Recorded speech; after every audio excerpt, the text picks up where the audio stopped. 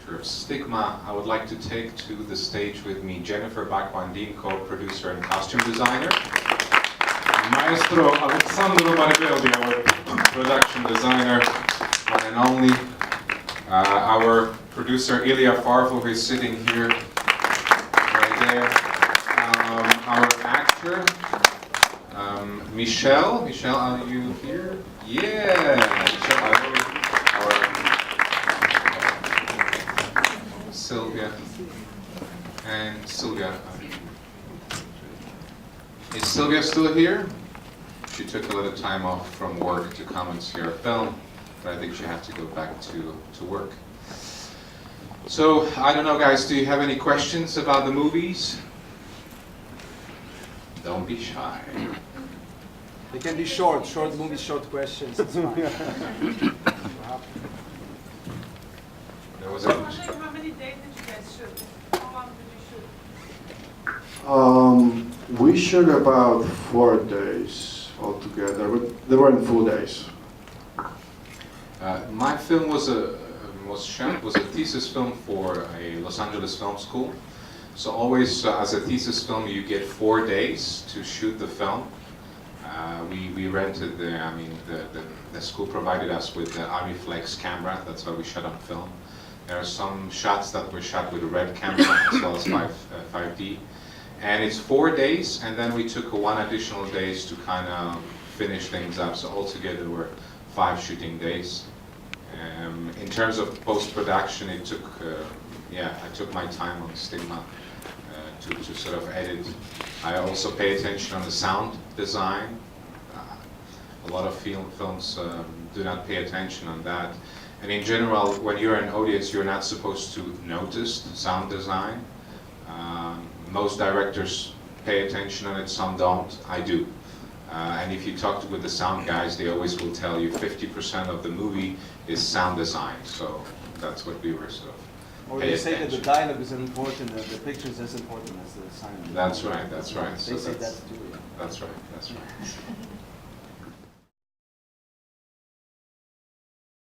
Avid is working well with the bigger pictures. If you do a feature film or longer film, usually it handles files better. But because in the film, as you notice, there are those nightmares scenes. In those nightmare scenes, we shot it on red, and the post-production aspect, sort of uploading red on Avid, it is quite of a headache. I had a friend of mine at LA Film School. It took him over I think week and a half to sort of render everything and things like that. But Final Cut Pro is kind of quite straightforward. It's not as long, so we went with FCP. And I'll be honest with you, kind of the drag and drop system of FCP kind of works well with me personally. A lot of very good movies were shot and were edited on Final Cut Pro. No Country for Old Men, just to name one, for instance.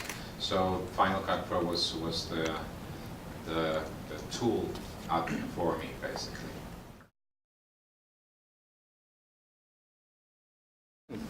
Well, our idea actually came from real life. When we just got to Los Angeles, the first thing we noticed was that on every corner of the street there is a psychic.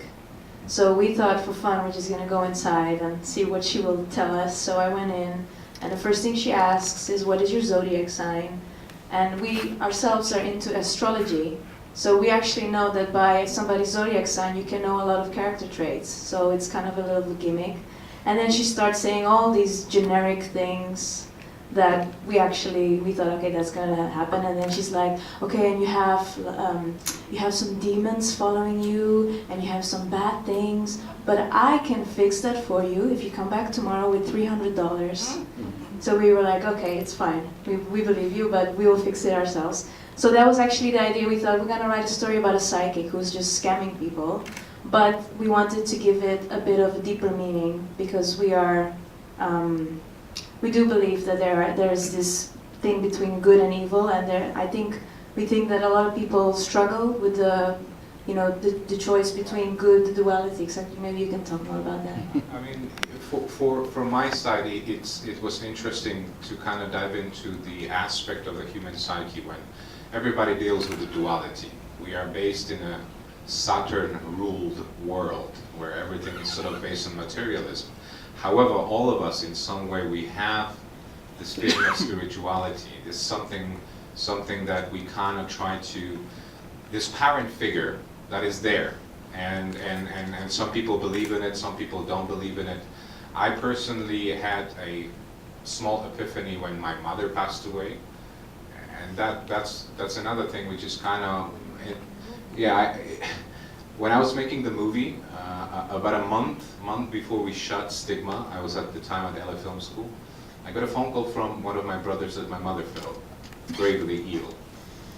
And so I thought, oh gosh, you know, I knew that she was not feeling well before I went to LA Film School, and I was just hoping that she will, you know, she will go through her sickness until the graduation, so at least she will be proud of her son, you know, that I graduated from LA Film School, etc.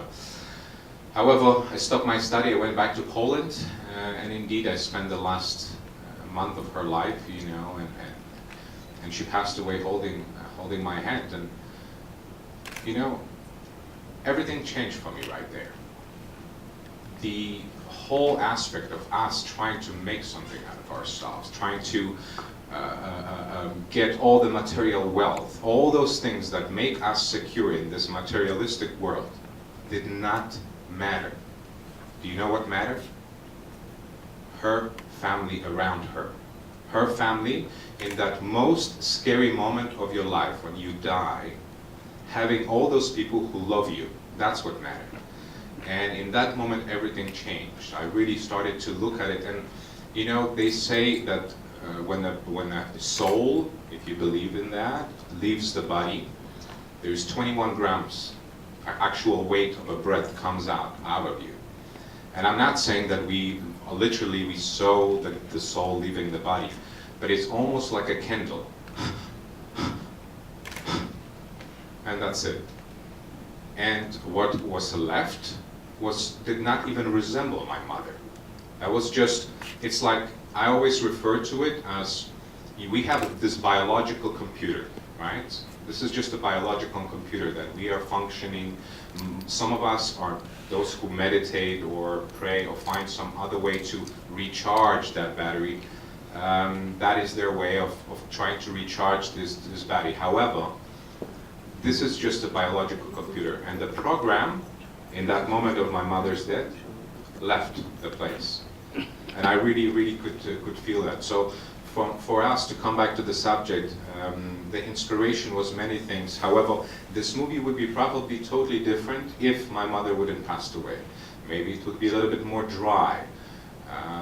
Maybe the acting would be a little bit what I call Anglo-Saxon, a bit stiff lip, a little bit less emotional. However, because what happened, I was sort of, I really felt her presence during the filming. And in some way, we resumed shooting Stigma about 3 months after she passed away. And I really felt her presence in this film, and this is why I'm dedicating this film. To some extent, this is not sort of a vain way of me seeing my big face on the screen. This is more a celebration of her life. And I'm really pleased that you could be here and sort of, you know, enjoy my work and enjoy my mother's life in some way. So thank you for that.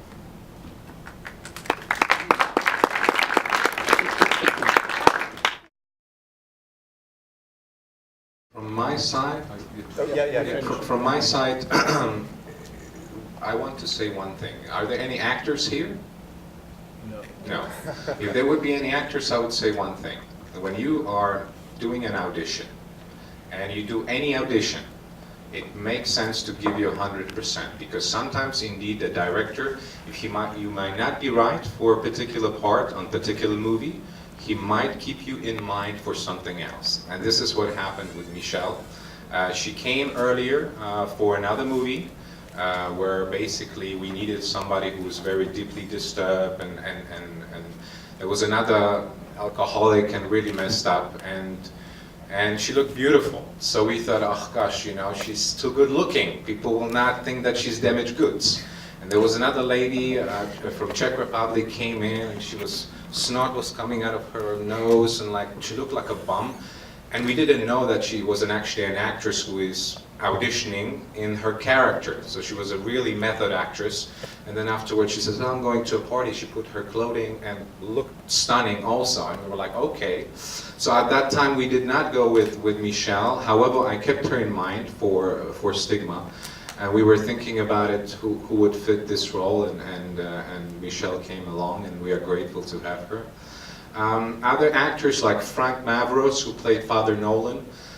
Frank Mavros has a long career in theater, and usually the theater directors always were saying to him, "Ah, you lousy theater actor." And when he came to LA Film School, because this is the first thing when you go into LA casting or any agent, always they tell you go and do as many as possible short films possibly with film schools, and that's how you build up your folio. So he started to hang out around film school, and I saw him. I casted him. We were doing a scene from Doubt at LA Film School. I took him because I thought, oh, there's something about this guy. He has a very minimalistic approach to acting, which works better for film than for theater. And I said to him, Frank, don't waste time with theater, go with film. Film is your thing. Oh, really? And he was not very, he didn't know much technique, he didn't know, oh, he wants to improvise, move around. I said, Frank, you cannot too much move around because you will be out of focus. There are your marks, you can move around in that. So there was a lot of things which Frank was not familiar with, but however I think he did a really good job as Father Nolan. There's something kind of soulful about him. That's why we took him on this project. Rebecca Brooks, the lady who played the widow in the beginning of the movie, I met her in Ivana Chubuk's studio. Ivana Chubuk is like a acting guru here. She has her acting studio in Melrose. It's a lady behind Brad Pitt, Angelina Jolie, Charlize Theron. When Halle Berry won an Oscar for Monsters Ball, she thanked her in her Oscar speech. And she has her own technique. By the way, if you are interested in acting, The Power of the Actor, great book, changed my life. I met her in 2007 in Amsterdam. She came there to promote her book. And then she said, you know, Janusz, come to Hollywood. And Rebecca was one of her kind of more experienced, older students at LA Film, at Ivana Chubuk's studio. So we started to hang out, and I asked her if she wants to be in the movie. She agreed, and we were grateful to have her. Silvia Panaccione, the girl in the end, the blind girl, as we call her. I needed someone who we knew when we were shooting the movie. I don't know how many of you is familiar with the work of Krzysztof Kieślowski, one of the great Polish masters. Three Colors, I hope you've seen the movies. There is a great scene in Three Colors Blue where Juliette Binoche just lost her husband and a child in a car accident, and she's lying.